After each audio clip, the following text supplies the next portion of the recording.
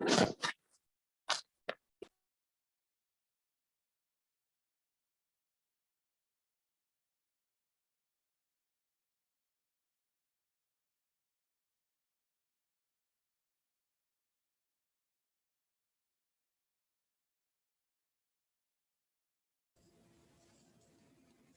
Krishna. Please accept my humble obeisances. All glories to Srila Prabhupada.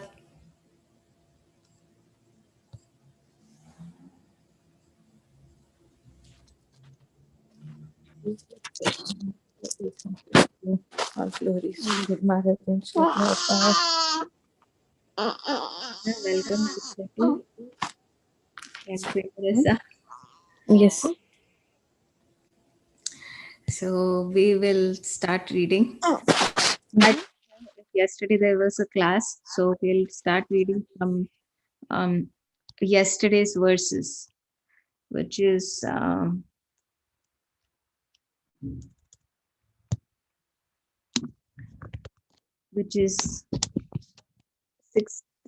Canto 4, Chapter 9, text 64 through 67.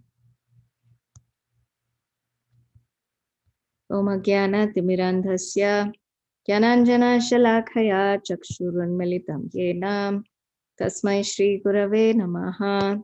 Shri Chaitanya Manobhishtam Sthapitam Yena Bhutale Swayam Rupa Gadamahyam Dadati Swapadantikam Vanchakalpatarubhyascha Kripa Sindhubhya Eva Cha Patitanam Pavanebhyo Vaishnavebhyo Namo Namaha. Jai Shri Krishna Chaitanya Prabhu Nityananda Shri Advaita Gadadhara Srivasadi Gaura Bhakta Vrinda.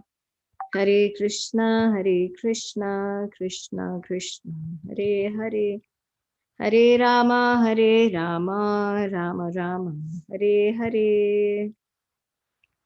Narayanam Namaskritya Naram Chaiva Narottamam Devim Saraswatim Yasam Tato Jayam Mudirayet. Nashtaprayeshu abhadreshu Nityam Bhagavata Sevaya Bhagavati Uttama Shloke Bhaktir Bhavati Naishtaki.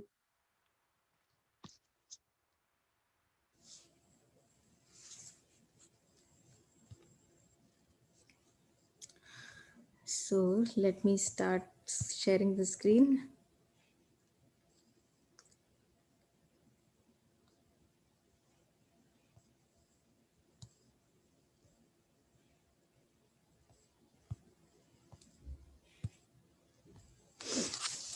Yeah, so these will be the last 4 verses to end the chapter, and we will be beginning the next chapter from whenever we need next, most probably tomorrow. So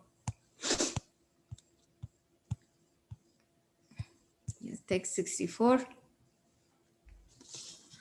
Vapyo Vaidurya Shopana Padmotpala Kumudvati Hamsakarna Deva Kuler Justas Chakrava Sarasai. Translation and purport by His Divine Grace A.C. Bhaktivedanta Swami Srila Prabhupada Ki Jai. There were emerald staircases which led to lakes full of variously colored lotus flowers and lilies, and swans and karandavas, chakravakas, cranes, and similar other valuable birds were visible in those lakes. Purport. It appears that not only was the palace surrounded by compounds and gardens with varieties of trees, but there were small man made lakes also, where water was filled with many colored lotus flowers and lilies.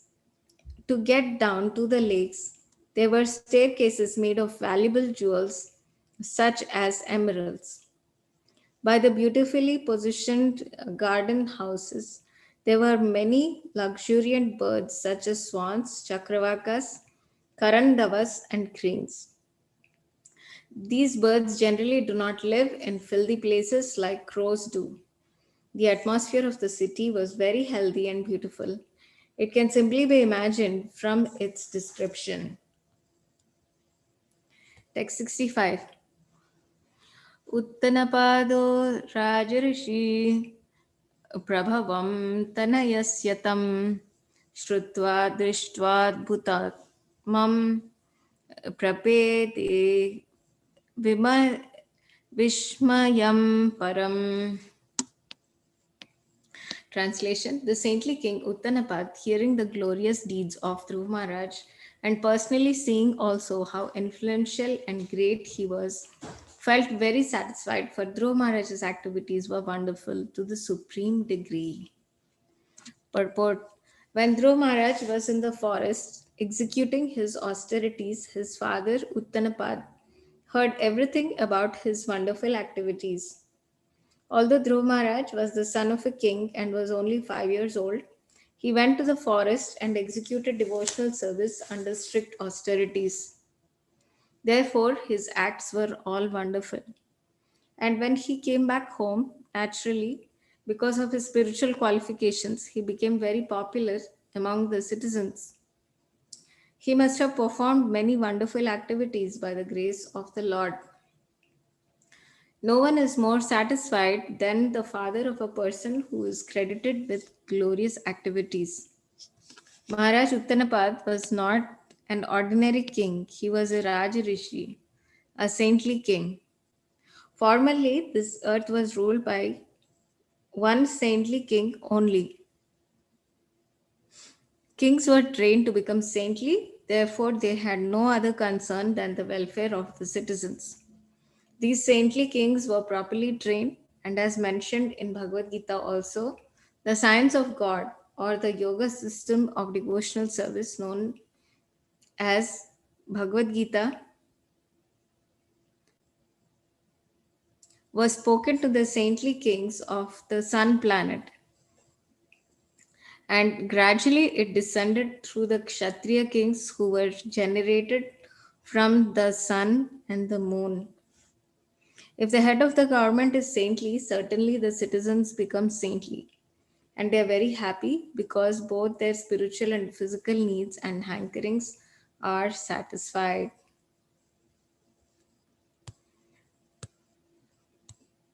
Text 66.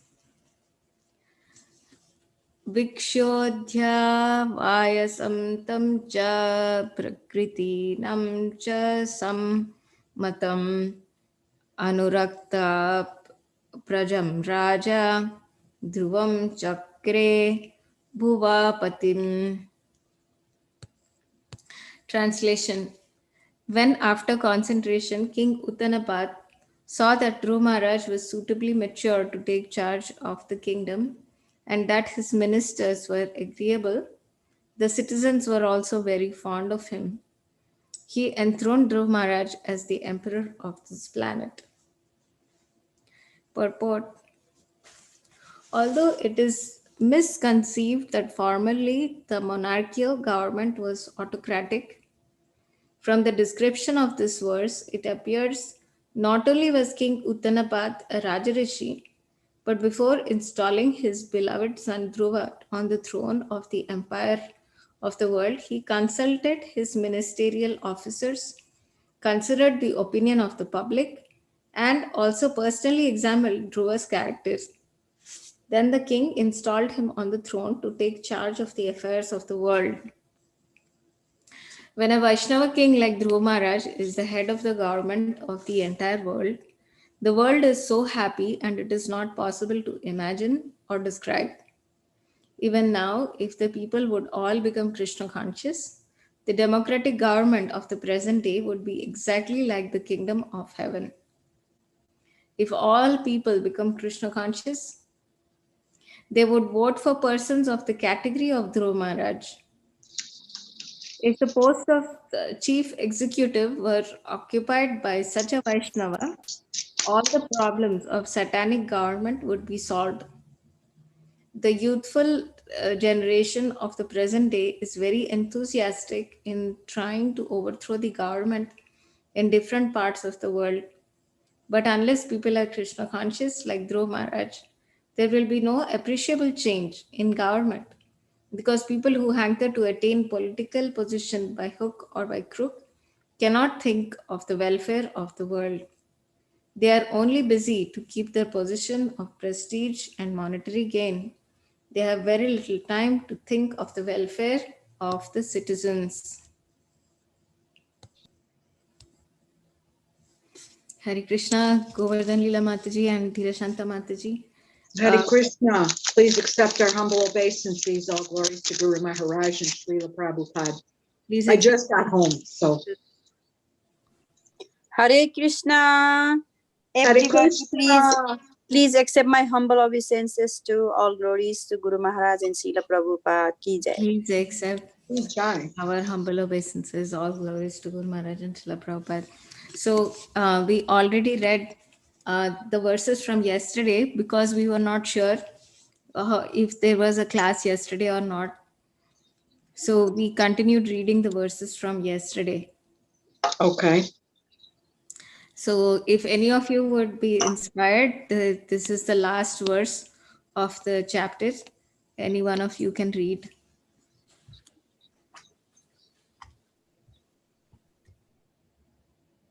I'm going to just listen today, Mataji, because I'm doing something.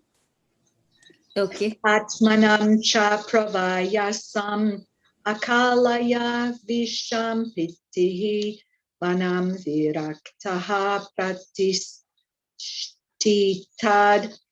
vimrishan atmano gatim.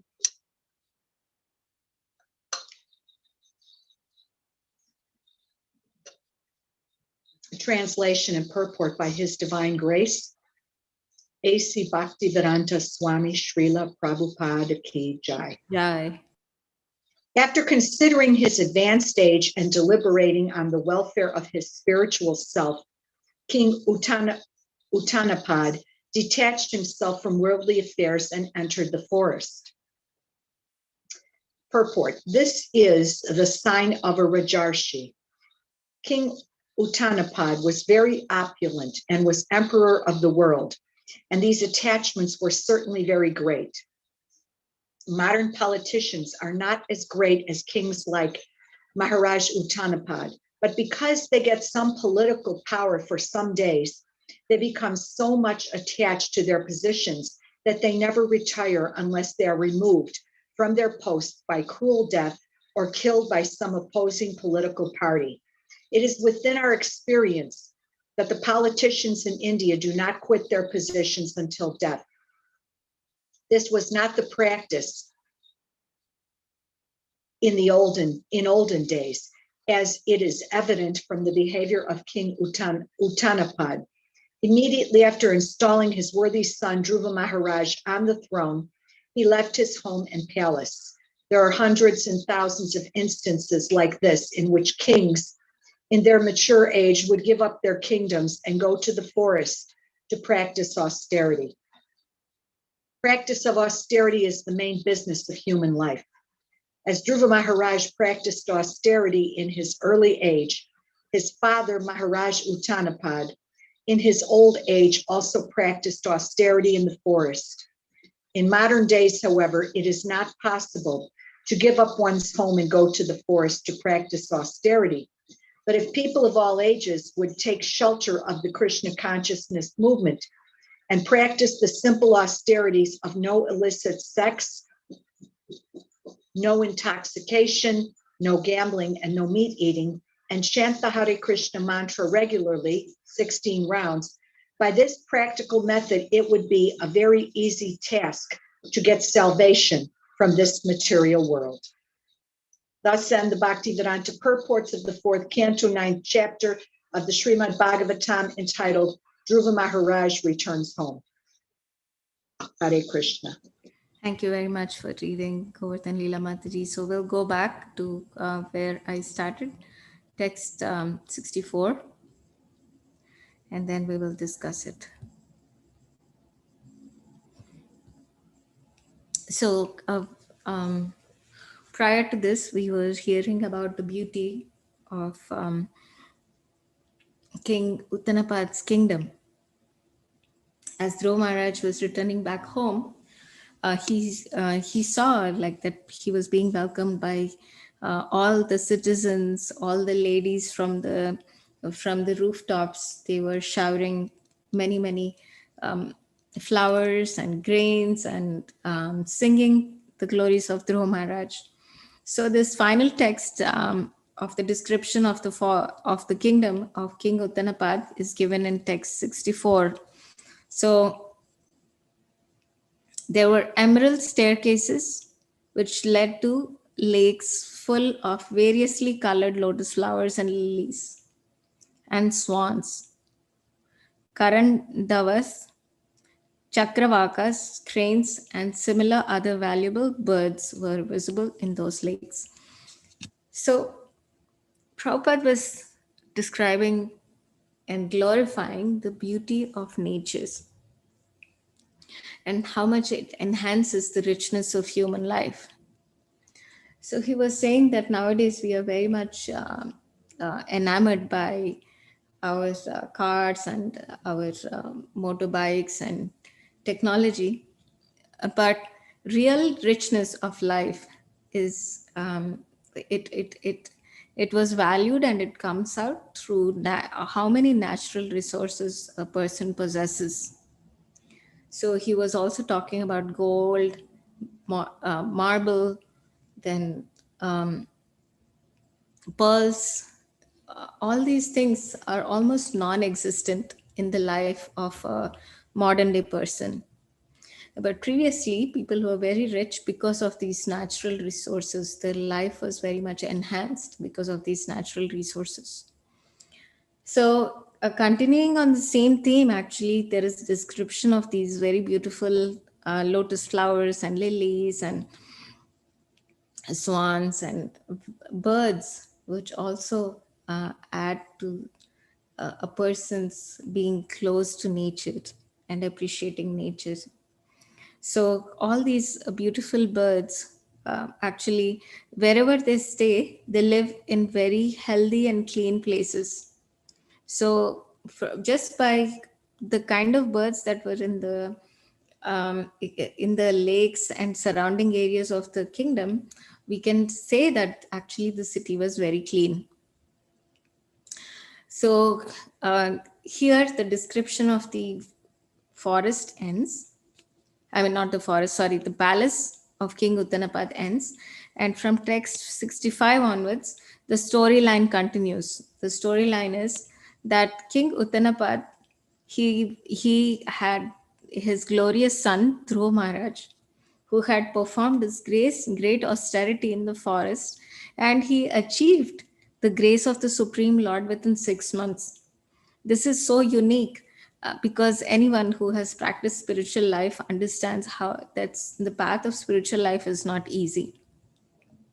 The mind and the senses are always distracting us from the path of spiritual life, from becoming completely focused on the Supreme Personality of Godhead. But Dhruva Maharaj, although he was only 5 years old, he had received the grace of the Supreme Personality of Godhead through his austerities, through his great determination. So Dhruva Maharaj was not an ordinary soul. And uh, King Uttanapad, although based on the storyline, we see him as a weak person, but actually he was also a glorious king. He was a Rajarishi. Rajarishi means a saintly king. So he was very pleased with the activities of his son. So it is said that actually the son brings the greatest glory to the father. The father is very pleased when the son is more glorious than him. So similarly, here King Uttanapad, he was not an ordinary king, but his son was even more glorious than him. He had achieved the grace of the Supreme Lord, and his activities were so wonderful and glorious that everybody was very happy with Dhruv Maharaj. And so because of that, all the citizens wanted that Dhruv Maharaj be enthroned as the king. So Prabhupada again and again and again and again, through all of his purports in many, many chapters of both Srimad Bhagavatam and Bhagavad Gita, he glorifies the position of a leader, because an organization is defined, or is only as glorious as its leader, or it cannot be any better than the leader it has. So the more glorious the leader is, the more glorious the organization becomes. So in a kingdom, the king is the most prominent person. So when the king is saintly, when he's connected to the Supreme Lord through his devotional and pious activities, naturally the citizens also become like the king. They also see what the king is doing, and they also follow what the king is doing. Yad yat acharati shreshtas. So shreshta means a person who is great. Shreshta. So acharati means whatever a person who's great, whatever he does is acharati. Then however a great person does, everybody else follows. So yeah, similarly, like in an organization or a kingdom, when a great personality is a devotee of the Supreme Lord, everyone also tries to follow him and become devotees of the Lord. So as a consequence, the entire kingdom follows the king, and they all become spiritual and connected to the Supreme Lord. So their consciousness is higher. The collective consciousness of the kingdom is way higher. So, because of that, when one is connected to the Supreme Lord, naturally all his physical needs, spiritual hankerings, everything is satisfied. They are in a greatly satisfied position. So, such a kingdom is always peaceful. So, we can also see this in our own lives, in our own families. If the person who is the head of the family is a devotee of the Lord, then the whole family also tends to go in that direction. So and the whole family becomes peaceful. So it is a great service to become a father and mother, and to lead the child to become a great devotee of the Lord. So in yeah, so King Uttanapad, in text 66 it is continued that he in previous ages monarchy was prevailing. So whoever was the first son of the king would be given charge of the kingdom. But the important consideration was that, like, did the son imbibe the qualities of a great monarch?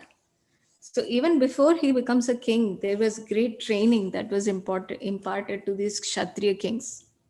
First of all, they were trained from very young age in the ashram of their guru, to become saintly, to become godly, and then they were trained um, in military arts, in politics, in diplomacy. So through the age of 5, through the age of 5 through 25 years of age, they were given very rigorous training, both spiritually as well as from an administrative point of view. That's why when they were by the age of 25, they had mastered the art of military science. They had become great devotees of the Lord. They were completely detached from material sense gratification. They knew how to care for their citizens. They had imbibed all these beautiful qualities that was absolutely essential for a king to have. So Prabhupada never liked democracy.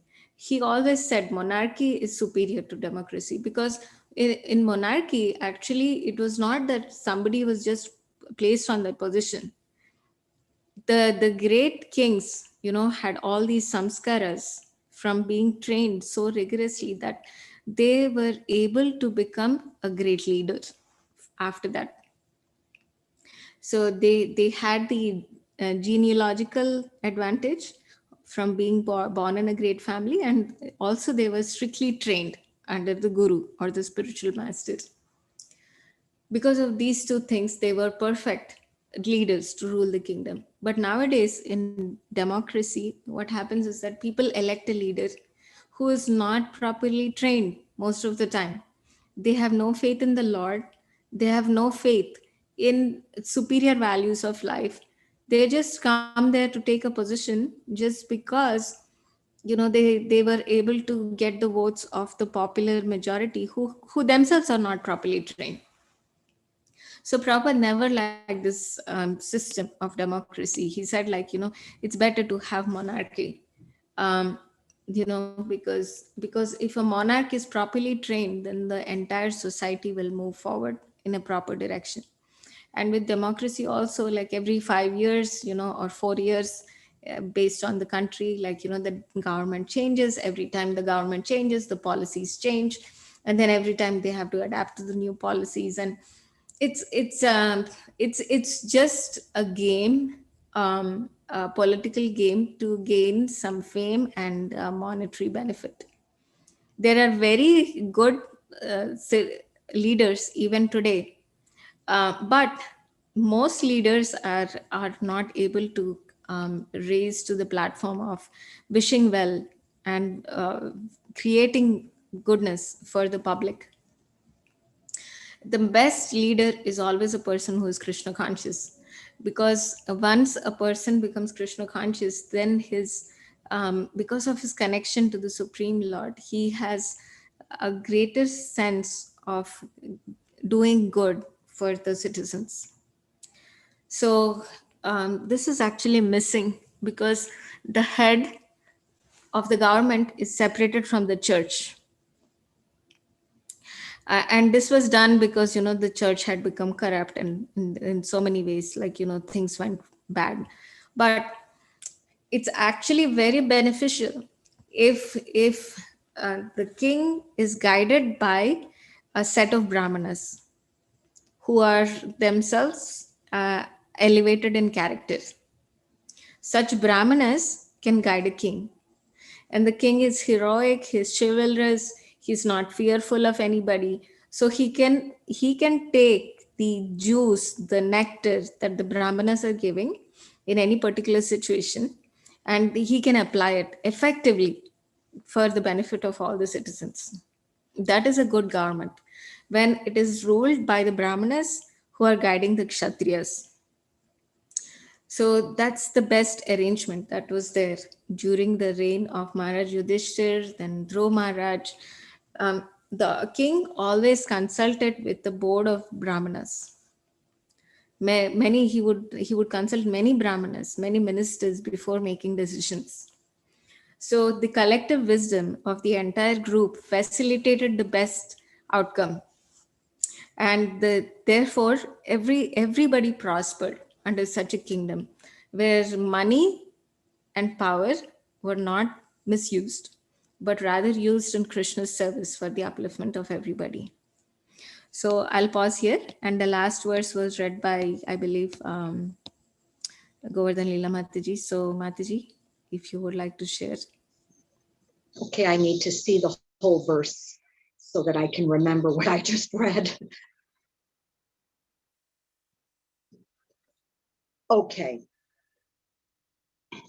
I think you really covered everything in the previous purports, because here we're talking about what is the sign of a very, I think this is like a saintly king, a Rajarshi. And King Uttanapad was very opulent. He was the emperor of the world.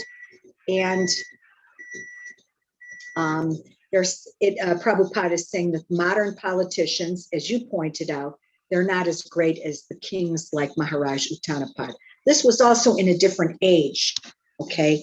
When the monarchy, well, I know Prabhupada liked monarchy, but today we have a lot of, we have some who are, some governments which are a monarchy, but they are very, they're like dictatorships, like in the Kingdom of Saudi Arabia and in places like that. So we're not getting the great kind of kings that we had, like in the time of Maharaj Uttanapad. Okay, and they and this is very true. They're talking about the positions of some of these kings. They get attached to their position, and they won't retire unless they're removed, okay, by their posts, either through death or somebody kills them, or there's an opposing political party. And it's within our experience, politicians in India don't quit their positions until death. Now, we have some positions like that in the US government. That would be the Supreme Court judges. I think they are elected and they stay in their position until they die. There are very few positions like that, but there are some. You also will find that at the universities. If you become tenured at the university as a professor and you've published and done these things, you get a very cushy position for life. So this is something I think that comes from maybe from the olden days or in the monarchy, okay? And it was this practice, if you could move that purport up just a little bit, please. Yeah, after King Uttanapad installed his son, Dhruva Maharaj, to the kingdom, onto the throne, then he left his home and palace. And that was the practice in the olden days, okay? The kings, when they got older, they'd give up their kingdoms, they'd go to the forest to practice austerity because the kings were saintly at that time. But that is what we need to be doing today. That is the main business of human life, is to practice austerity. But very few people want to do this. Most people today want to do, they want to find the easy way. Okay. Now, Dhruva Maharaj was very advanced. Even at the age of 5, he was practicing austerity. Okay. And then his father, Maharaj Uttanapad, was practicing austerity in the forest. But today, people cannot give up their homes and go to the forest to practice austerity.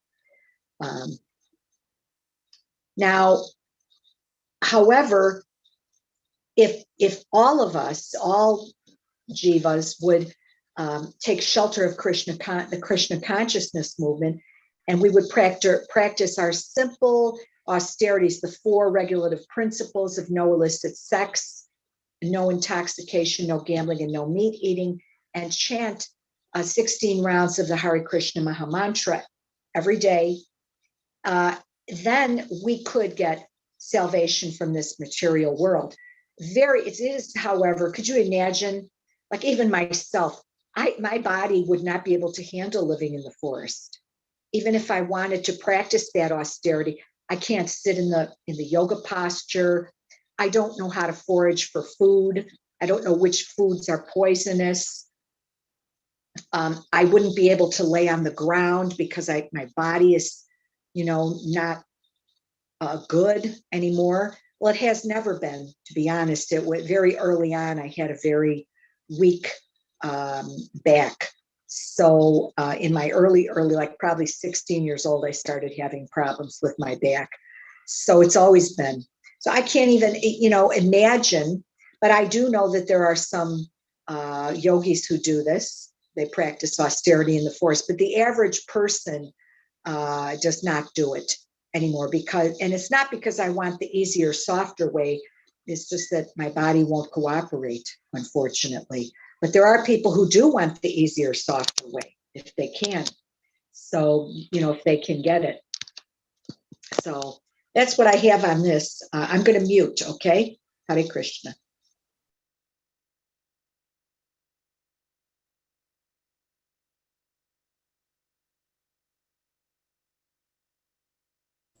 Thank you very much, Govardhan Leela Mataji. Any comments, any sharing from anybody from what we read today?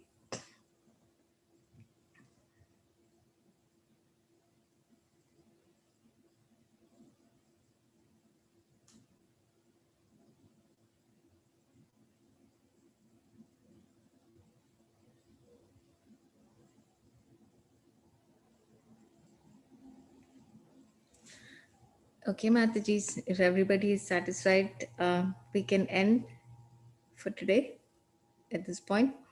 And tomorrow we can continue with chapter 10. We'll be reading just the purports, no translations, so we can get a grasp of the storyline.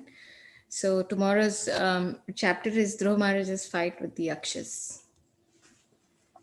Thank you, Leela Manjari Mataji, Thank for you. bringing your very beautiful. So welcome to Premarasa and her little baby. They are on the call today. Oh, Hare Krishna Premarasa Mataji, new mother.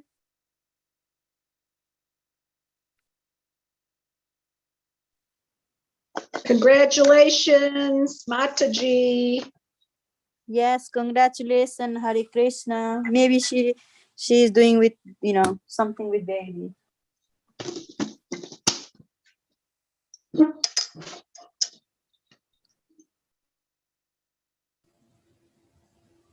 Okay, I don't know where she is, but she is on the call today. I know that much. So I'll hopefully we'll get a chance to speak with her soon. Tomorrow. Yeah, maybe tomorrow. Okay, Leela. Thank you, Leela Manjari. Hare Krishna, Hare Krishna, Hare Krishna. Mataji, Hare Krishna, Linda Mataji. Thank you all for joining. Thank you all. Hare Krishna. And Govardhan Thank Linda you. Hare Krishna. Hare Krishna. Srila Prabhupada ki jai. Ki Srimad jai. Bhagavatam ki jai. Jai. Hare Krishna. Hare Krishna.